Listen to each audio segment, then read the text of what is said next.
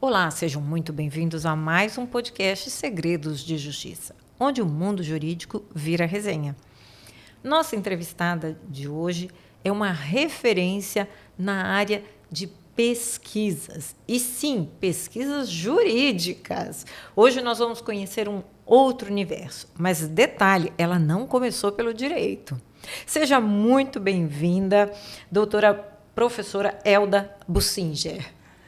Muito obrigada, é um prazer enorme estar aqui, querida. Depois de tanto tempo, trabalhamos juntas, né?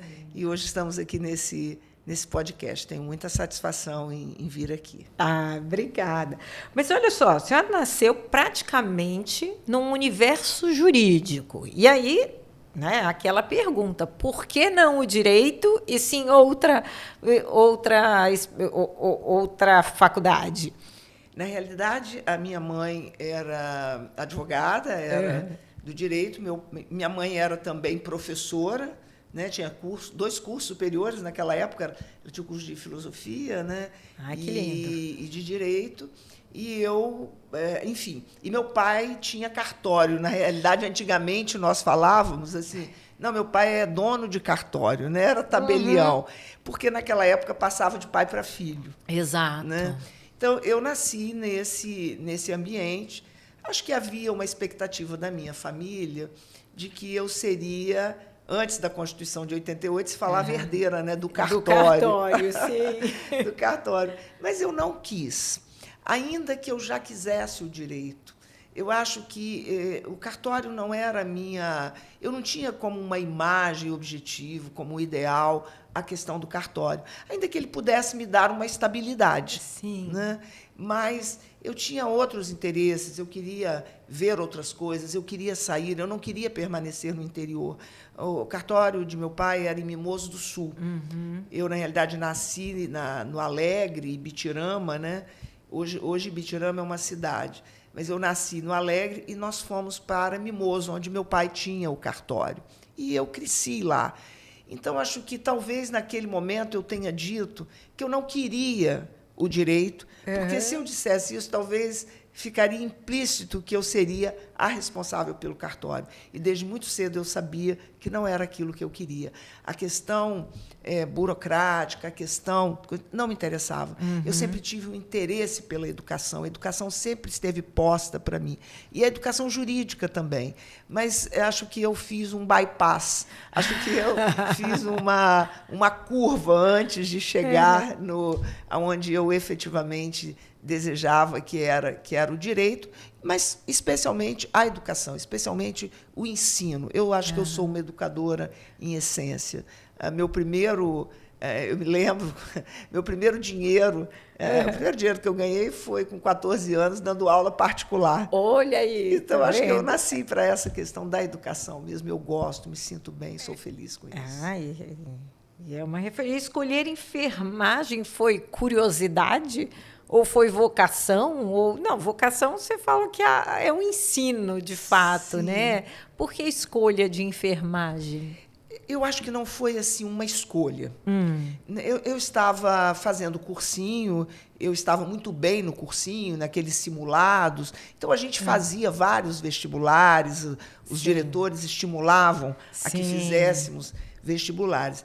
E teve uma visita no cursinho, eu fazia cursinho no Nacional na época, tinha Nacional e Salesiano, eu fazia no Nacional. E teve uma visita de duas pessoas que tinham vindo abrir o curso de enfermagem na Universidade Federal do Espírito Santo.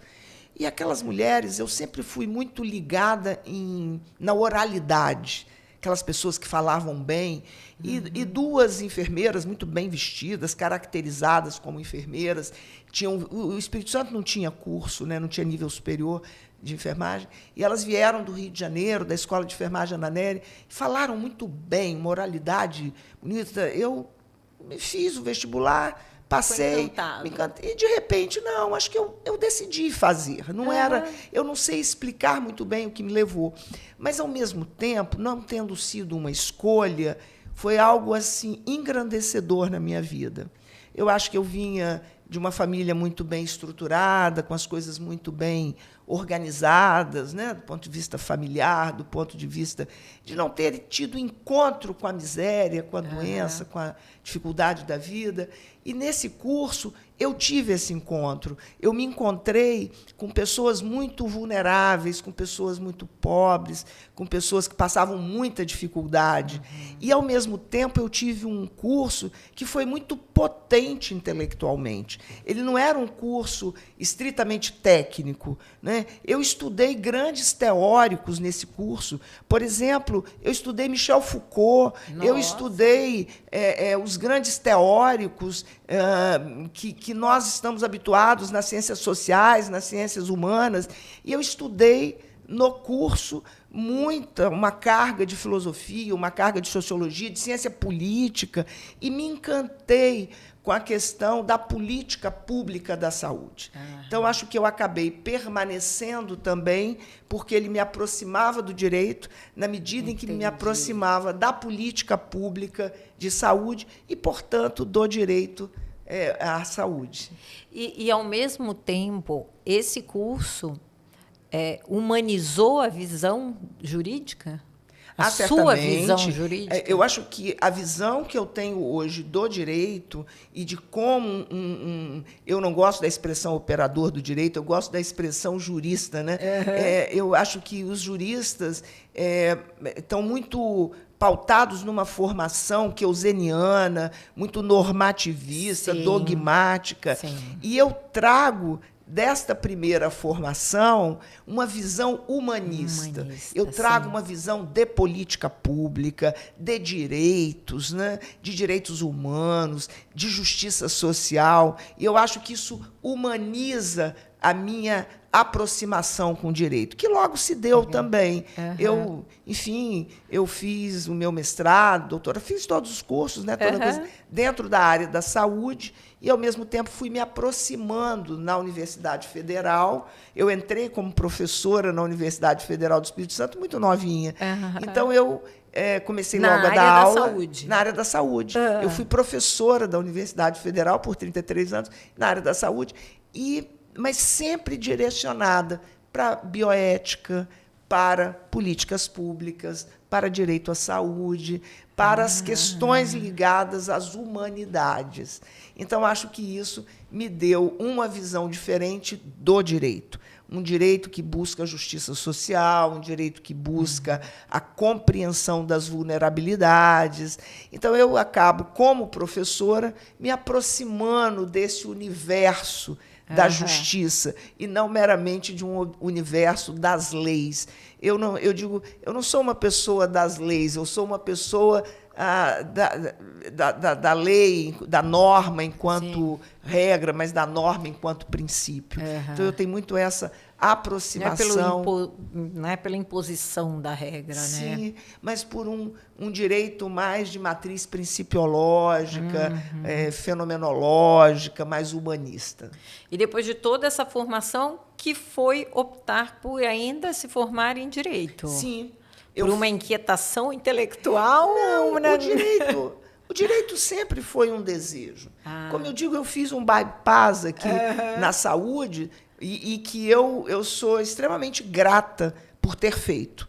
Eu acho que, se eu tivesse feito direto o curso de Direito, eu talvez não tivesse tido essa oportunidade que tive de me encontrar com outro mundo, né? O mundo das pessoas que precisam realmente deste acompanhamento, dessa justiça, de uma luta pelos direitos humanos. Eu acho que essa passada, né, ela não elimina o meu desejo. O direito sempre esteve presente o tempo todo. Eu sempre desejei o direito. Então, assim que a minha filha passou aquela fase da infância, eu logo fui fazer o curso de Direito, trabalhando, dando aula. Fiz o curso de graduação em Direito, fiz também o mestrado em Direito e depois fiz doutorado em Bioética.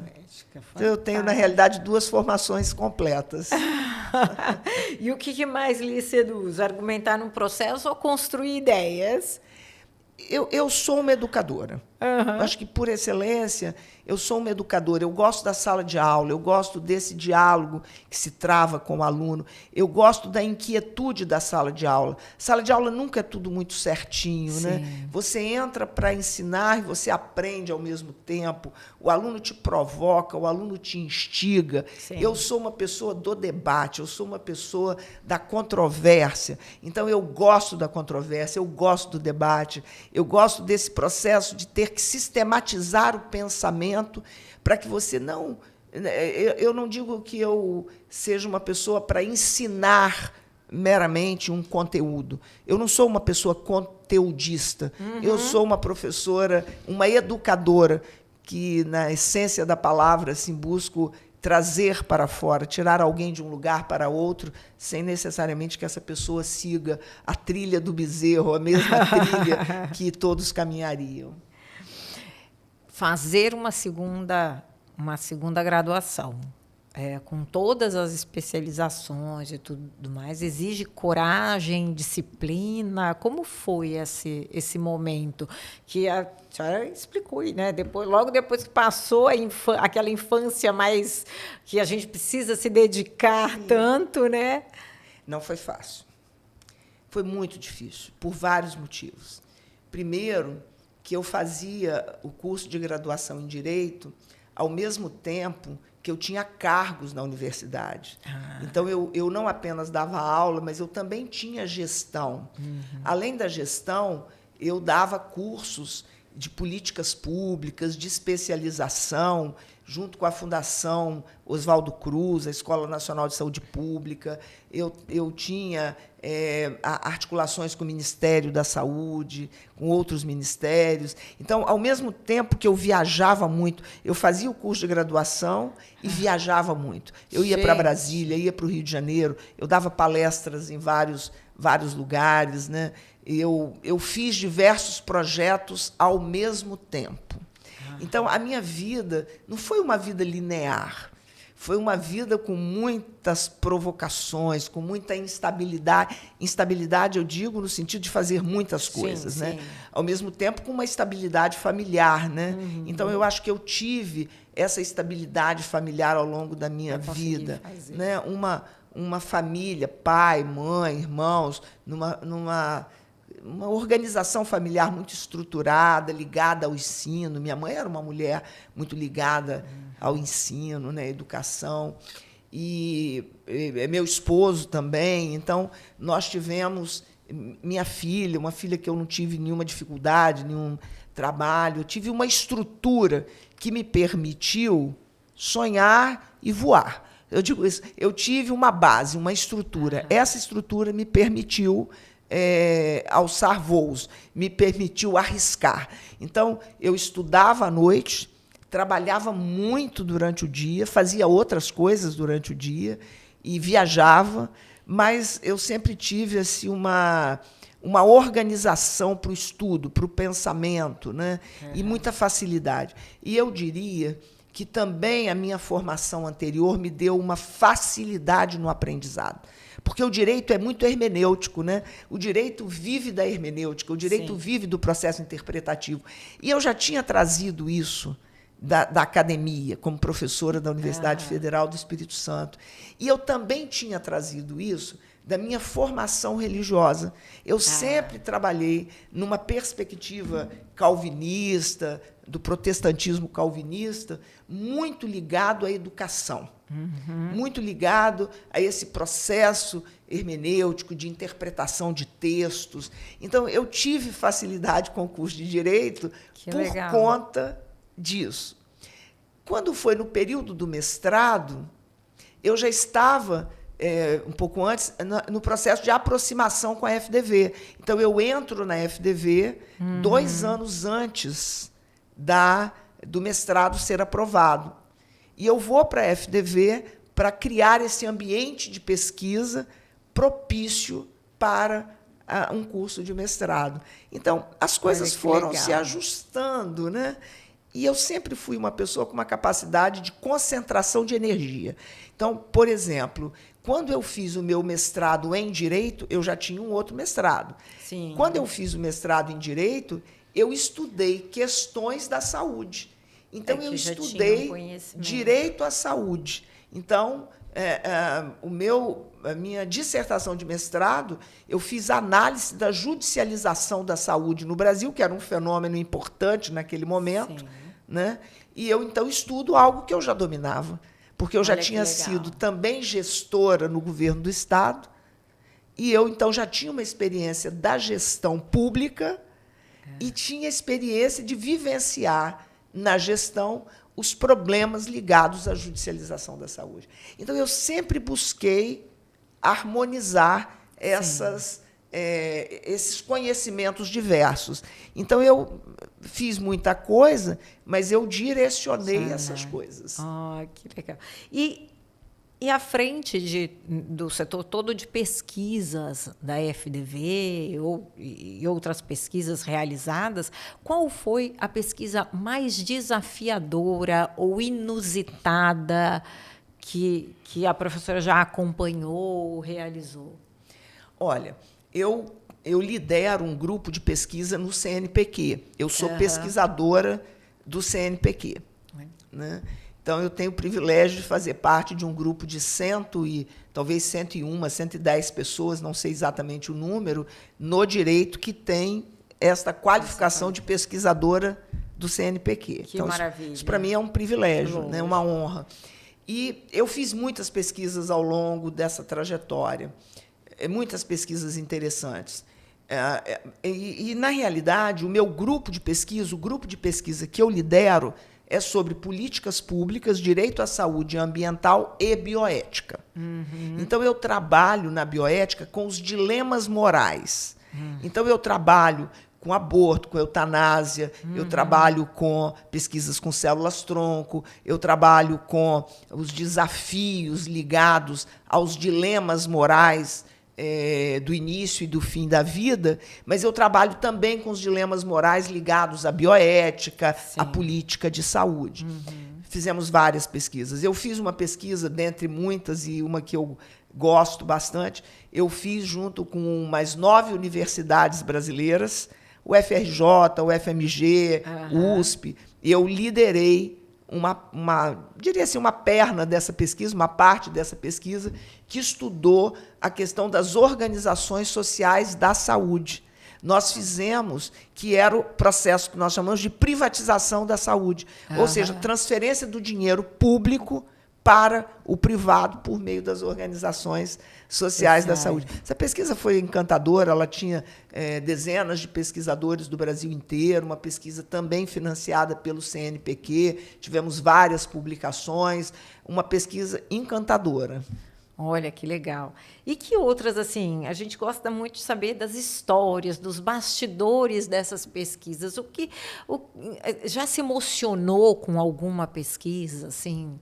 O resultado de muitas vezes. Por exemplo, porque você faz pesquisa, você tem o seu núcleo de pesquisa, o seu projeto de pesquisa, que é macro. Sim. E nele se inserem os projetos dos seus alunos. Sim. Né? Os mestrandos, doutorandos, eu tive muitos, orientei muitas teses de doutorado, muitas dissertações de mestrado.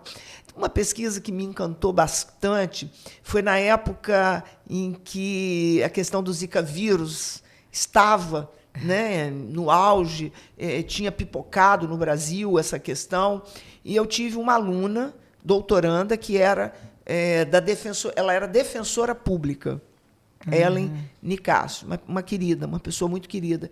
E nós pesquisamos sobre a questão do Zika vírus, né, dessa questão do Zika vírus, e como ele impactou a vida de mulheres. Então, nós fizemos uma pesquisa de campo e tivemos contato, muitas vezes, com as mães. Nós nos reuníamos, tínhamos contato com aquelas mulheres que tiveram filhos, né, com microcefalia e crianças que alteraram a vida dessas mulheres absolutamente. Então, essas mulheres foram abandonadas de um modo geral, pelos maridos, pelos pais das crianças. Essas mulheres ficaram sozinhas, cuidando de seus filhos, sem poder sair para trabalhar, porque as crianças têm dependência absoluta. De um modo geral, mulheres pobres. Então, foi uma pesquisa muito, eu diria, uma pesquisa muito encantadora, assim, muito dura, muito sofrida, né? Eu me lembro de um dos encontros que nós tivemos com estas mães, e elas estavam com seus filhos, muitas crianças, as crianças com microcefalia, e eu ouvindo aquilo, ouvindo aquelas mulheres e pensando na dor dessas pessoas, né? E, de um modo geral, na dor das mulheres que se manifesta por diversas formas, e, inclusive, se manifesta a partir desta sociedade patriarcal e machista com o abandono dos filhos. Eu gosto de dizer que a sociedade brasileira hipocritamente se posiciona muito radicalmente com relação ao aborto, e eu não estou aqui fazendo nenhuma apologia, mas dizendo que mas não se preocupam com o aborto masculino, porque, na realidade, milhares de crianças são abandonadas pelos pais, que é uma forma de aborto, que mataram um filho, né? Porque é matar uma criança no seu emocional, no seu desenvolvimento, e ninguém se preocupa com isso. Mas se preocupam, às vezes, com a questão das mulheres. Tem muitas. E pesquisa é disciplina ou curiosidade? Não. Pesquisa para mim, faz parte do processo de produção do saber. Eu entendo que a produção do conhecimento, necessariamente, nós vivemos uma sociedade que é uma sociedade baseada na ciência. Né? Eu acho que o negacionismo é uma questão transitória que nós vivemos, mas nós somos uma sociedade em que as políticas públicas elas devem atender a critérios, evidências científicas. Então, a pesquisa, para mim, eu tenho um espírito curioso, né? Eu tenho um espírito investigativo. Eu brinco que eu tenho um ponto de interrogação na cabeça. Cada questão que eu vejo, cada situação, eu me indago sobre ela, né? Eu sou pesquisador em essência. O pesquisador é aquele que não se deixa encantar pelo natural. Ele quer entender o que está por trás daquilo. Então, eu quero entender todos os... Por que é que o dinheiro drena o dinheiro da saúde e nós não conseguimos efetivar o SUS como ele deveria? Porque é uma pesquisa importante também sobre a questão da Samarco, né, da Vale do Rio Doce. Foi uma pesquisa importante que eu fiz também junto com outra pesquisadora da Universidade Federal do Espírito Santo, num projeto em parceria. Eu sempre me indago e quero entender quais são os processos, quais são as dinâmicas, quais são os caminhos, entendendo que a pesquisa tem que ter uma utilidade. A pesquisa precisa trazer... Eu não sou uma utilitarista, muito pelo contrário, mas eu entendo que a pesquisa precisa trazer uma contribuição à sociedade. Por exemplo, se um promotor de justiça vai fazer uma pesquisa, é importante que ele traga uma contribuição para o seu exercício, o exercício da missão do Ministério Público. Né? Então, por exemplo, eu tenho alguns pesquisadores... Ela se torna vazia. Senão ela se torna vazia. A pesquisa não pode ser por diletantismo. Então, acho que isso eu deixo bem claro. No meu entendimento, um pesquisador que meramente quer construir teias de aranha em torno de si mesmo, seu pensamento, isso não tem sentido. A pesquisa precisa fazer sentido na vida das pessoas. E, nesse sentido, eu sou uma pesquisadora empírica.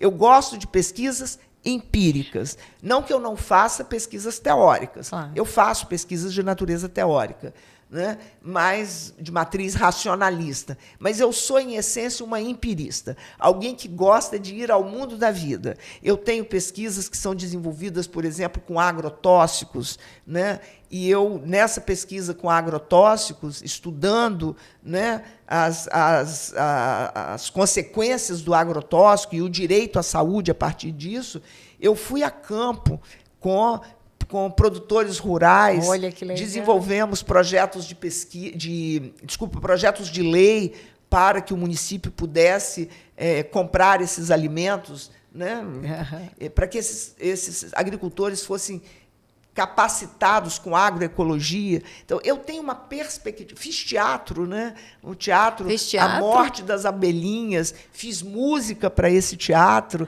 Então, assim, tentando sensibilizar as crianças para a importância de uma alimentação que seja uma alimentação saudável e tentando formar, desde a infância, uma nova mentalidade. Eu participo de projetos de extensão, projetos de pesquisa. Eu entendo que a extensão e a pesquisa estão muito próximas. Claro, até porque a pesquisa ela pode gerar diversos de extensão, né? Diversos projetos aí de extensão.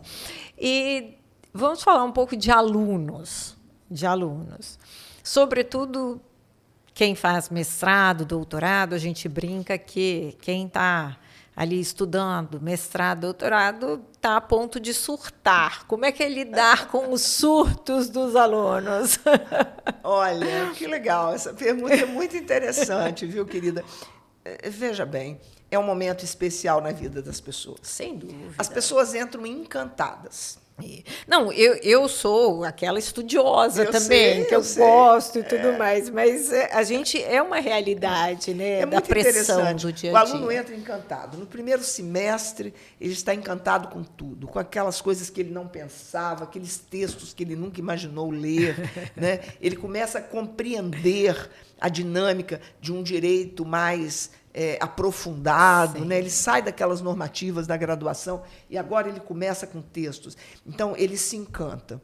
Primeiro semestre, o aluno diz, nossa, professor, eu me encontrei, eu estou muito feliz aqui e tal. Só que, num determinado momento, nós temos toda uma pressão da CAPES, da Coordenadoria de Aperfeiçoamento de Pessoal de Nível Superior, e começam as cobranças. Então, nós começamos a produção de artigos, e normalmente são juristas. Às vezes estão acostumados a escrever peças de 30, 40 páginas. Sim. Quando tem que escrever um artigo de 20, não consegue escrever. É um sofrimento, porque a lógica do artigo científico é diferente da lógica de uma petição. Claro. Né? Eu brinco com eles, falo assim, olha, uma petição inicial é um texto adjetivado. Você está querendo convencer juiz da sua tese. O texto científico, não. Ele é substantivado. Você tem que construir argumentos sem o uso de adjetivos ou com um uso parcimônico dos adjetivos. Então, eles têm que criar um novo modo de escrever, porque eles acham que é fácil. Né? Porque escreve 30 laudas lá para e não se escreve sem leitura. Então, a primeira grande dificuldade a vencer é nesta sociedade altamente superficial do ponto de vista de leituras, com pequenos textos, acostumado às redes sociais, né, com coisas que rolam rapidamente, com textos muito curtos. Com resumos. Com resumos. Agora você tem que fazer um aprofundamento que não permite que você faça um processo de memorização, mas é um processo de compreensão de textos altamente complexos.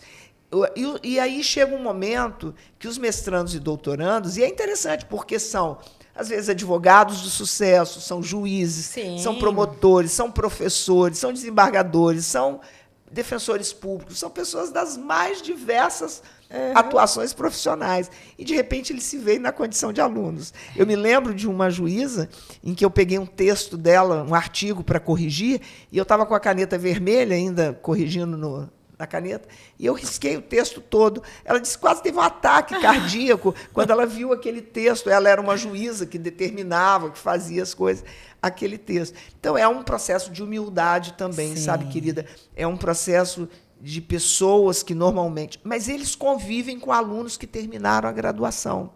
Então, também tem um exercício de humildade, de você, um grande profissional que já alcançou sucesso, se coloca agora como mestrando ou como doutorando junto com um menino que tem 20 e poucos anos.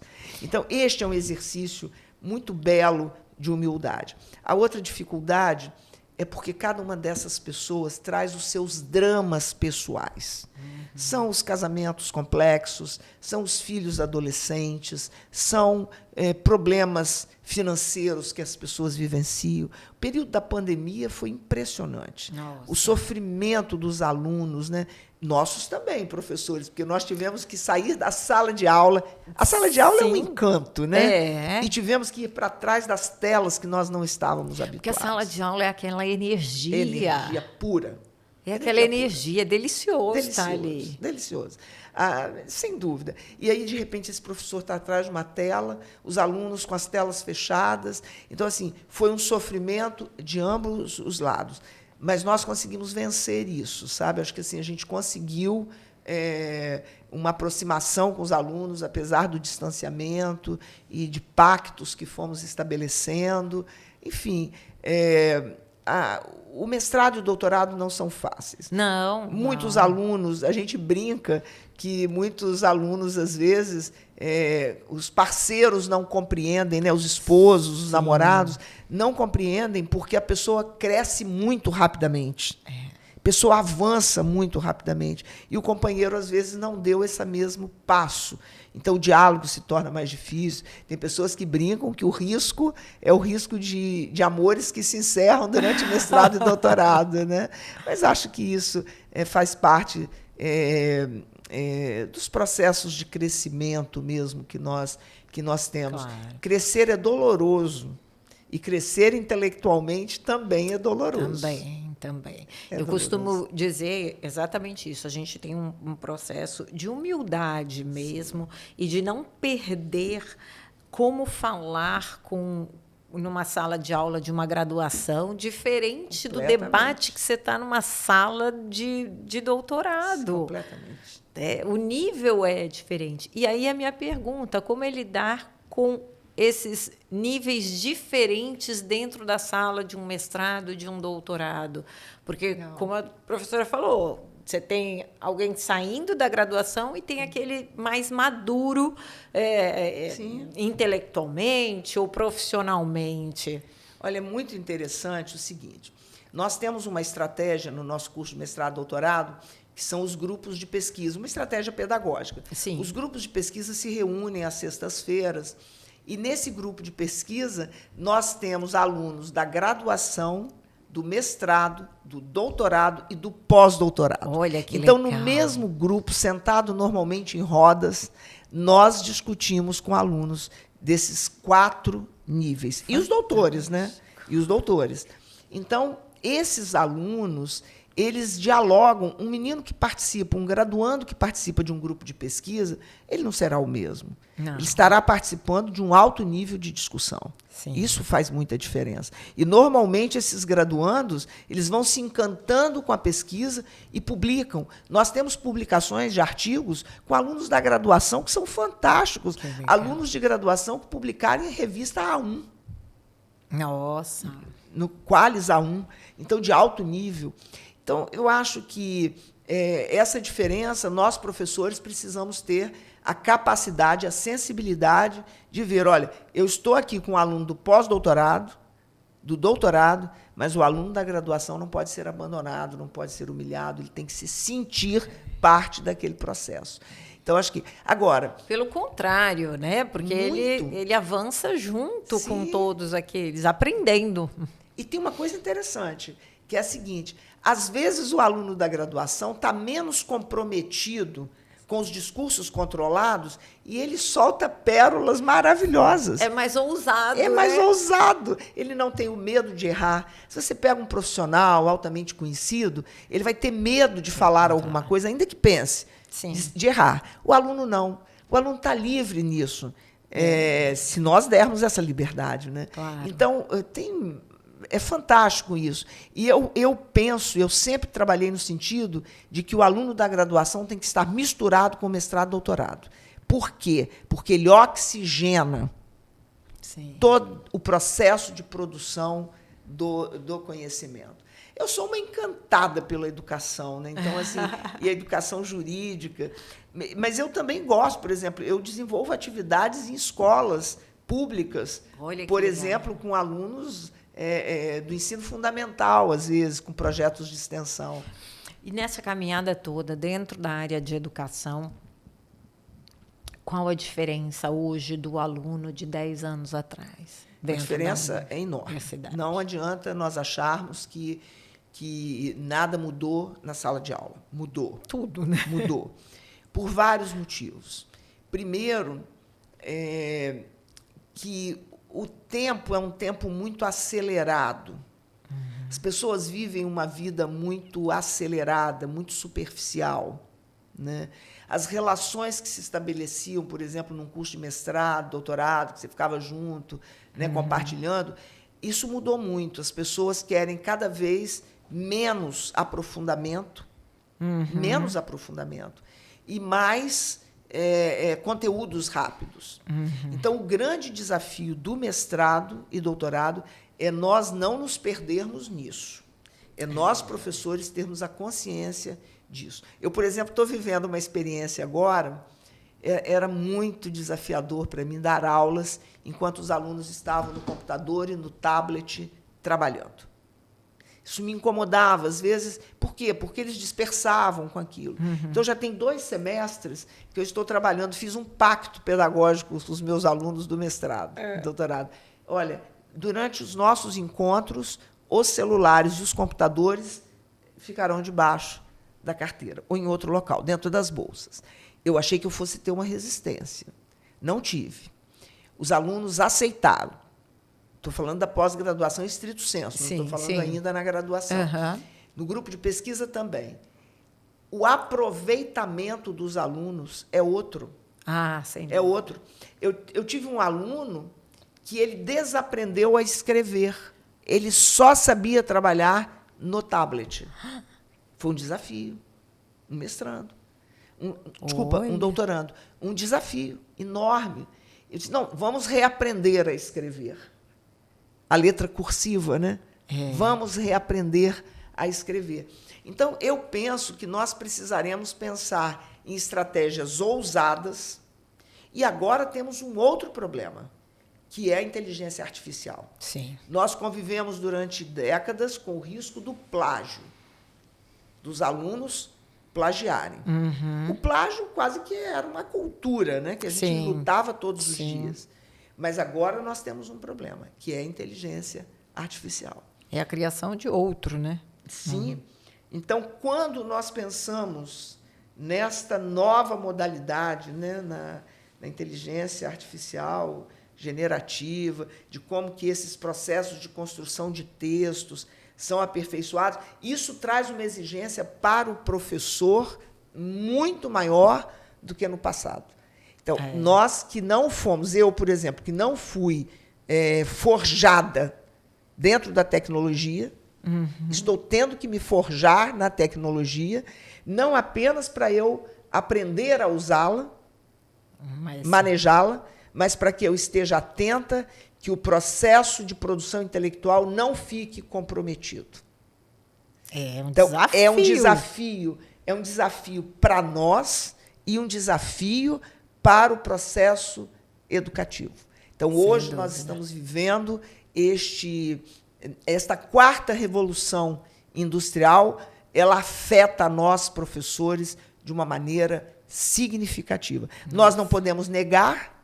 Não. Não podemos. Porque é uma realidade Nós posta. Não podemos ignorar, não é verdade? Nós não podemos menosprezar, mas nós precisamos enfrentar. Olha, nós temos um problema, este problema está superficializando o nosso processo, toda a nossa questão da matriz cognitiva, mas não pode ser ignorado. Então, nós precisamos trazer de volta uma nova perspectiva pedagógica. O desafio é construir novas estratégias pedagógicas que sejam emancipatórias e que sejam capazes de trazer as pessoas para uma nova realidade, para um novo paradigma. Professora, a gente entra agora num bate-pronto. Tá bom. Falo. Justiça é? Olha, que conceito mais difícil é o conceito de justiça. Mas eu posso te dizer o que justiça não é. Justiça não é meramente aplicar o direito ao caso concreto. Não. A justiça é uma busca por igualdade. Justiça é uma busca por uma busca firme por justiça social e, nesse sentido, por redução das desigualdades sociais. Direito nas redes sociais. Eu não tenho dúvida nenhuma de que as redes sociais poderão nos ajudar num processo de disseminação do direito, das leis, das normas, das possibilidades que nós temos de acesso à justiça. Mas nós temos que ter muita clareza de que o direito não se aprende em redes sociais. Perfeito, perfeito. O que gostaria de ouvir se estivesse no início de carreira? Eu acho que o que eu ouvi dos meus pais você vai fazer o que você quiser. Agora, qualquer coisa que você fizer, você precisa fazer com excelência. Excelência e ética. Então, assim, você pode... Eu me lembro quando eu fiz a opção por um curso que não era o curso dos meus pais, queriam que eu fizesse, claro, o direito. Né? A expectativa deles era aquela. Eles foram profundamente frustrados, porque o desejo deles era que eu talvez fizesse o direito para poder herdar o cartório, que era possível antes de 88, e eu os frustrei. Nunca fui impedida de fazer. Agora, feita uma opção, arque com as consequências dessa opção. Faça com excelência, faça com ética e arque com as consequências das suas escolhas. E isso eu fiz. Aposentadoria Nunca. Nunca. Eu sou radicalmente contra. Veja bem, vou corrigir a minha fala. Eu sou favorável à aposentadoria e sou favorável à aposentadoria justa. Né? Sempre me posicionei contra o alargamento do tempo para as aposentadorias. Mas a aposentadoria ela é um direito, né? Um direito que deve ser garantido pelo Estado, enquanto a pessoa ainda tem tempo para aproveitar e fazer novos projetos de vida. Então, aquele que tiver como um projeto de vida aposentar para viajar, que ele tem esse direito. Aposentar para cuidar dos filhos, que ele tem esse direito. Aposentar para não fazer nada, assistir televisão, que ele tem esse direito. Ou aposentar para construir novos projetos que não foram possíveis naquele momento. Eu me enquadro nesse último modelo. Eu sou aposentada da Universidade Federal do Espírito Santo desde 2009. E isso me permitiu sonhar outros sonhos, trilhar outros caminhos e efetivar outros projetos que, na época em que eu era professora da Universidade Federal, eu não podia. Então, sou uma defensora ardorosa não da aposentadoria precoce, mas da aposentadoria em tempo que a pessoa tenha saúde, coragem ainda para poder gozar os prazeres da vida. E se um dos prazeres da vida for o trabalho, que seja o trabalho. Para mim é um prazer. Ah, que legal. Um livro não jurídico. Olha, tem tantos livros assim não jurídicos importantes, né? Mas muitos, eu poderia citar vários, mas eu acho que O Nome da Rosa é um livro importantíssimo, que eu acho que todos os adolescentes deveriam ler, porque O Nome da Rosa ele foi escrito por um pesquisador. Olha, Humberto Eco é um filósofo e um pesquisador. E ele trabalha a partir de uma perspectiva de uma investigação científica. Aquilo é uma investigação científica. Se nós pensarmos, toda a história do livro é uma história de método investigativo. Olha, e o Humberto Eco ele tem como é que eu diria? É um pequeno livro escrito Como Escrever uma Tese. Ou seja, ele era também não apenas um filósofo, não apenas mas um pesquisador, alguém que tinha essa capacidade. E o livro é instigante. Eu acho que todos deveriam ter a oportunidade de ler O Nome da Rosa. Eu não estou dizendo que esse foi o livro mais importante, mas eu estou dizendo que este livro traz um encantamento enorme para mim. Ah, que legal. Se não fosse professora, seria? Olha, se eu não fosse professora, eu poderia ser muitas coisas, porque eu gosto de muitas coisas. É pena que a gente só tem uma vida. É pena. Mas eu sei o que eu não seria. Veja bem, eu não poderia ser dentista, porque eu não saberia trabalhar sem usar a comunicação como um instrumento de trabalho. Eu sei que eu não seria bancária, porque eu não saberia usar as questões matemáticas ou bancárias como a minha prioridade. Então, eu poderia ser muitas profissões e gostaria. Por exemplo, eu gostaria de ser uma gestora de empresas de outras áreas, eu me sentiria muito bem, eu gosto da gestão. Ai, que legal. Além da educação, eu gosto muito da gestão, todo esse processo de governança. Eu Olha gosto que bacana. da política pública, eu seria talvez uma pessoa da política. A política também me encantaria, uma política séria, né, diferente, quebrando todo esse paradigma, essa lógica que nós temos, né, negativa da política. Então, eu seria política, eu me daria bem, eu seria alguém da gestão pública, da gestão privada, poderia ter uma empresa, mas eu não seria, não que eu não pudesse ser uma boa profissional, mas certamente eu não usaria todo o potencial que eu tenho, que é o potencial discursivo, de uso da palavra para a compreensão, para o alcance dos objetivos. Professora, olha, muito obrigada pelo seu tempo. Adorei esse bate-papo. Quanta coisa importante. Obrigada por compartilhar tanto conhecimento e experiência conosco. Obrigada, querida. Um prazer enorme estar com você aqui, poder bater esse papo e pensar coisas também, né, juntos, que às vezes a gente não fala no cotidiano. Não né? é? Às vezes a gente, como eu, por exemplo, às vezes a gente fica envolvida no trabalho, envolvida com o filho, com o neto, com as coisas da vida, né, família e tudo, mas um bate-papo como esse é fundamental. Obrigada. Prazer enorme. E para vocês, não esqueçam de curtir, compartilhar, e se tiver uma boa história, a gente quer saber também. Até a próxima.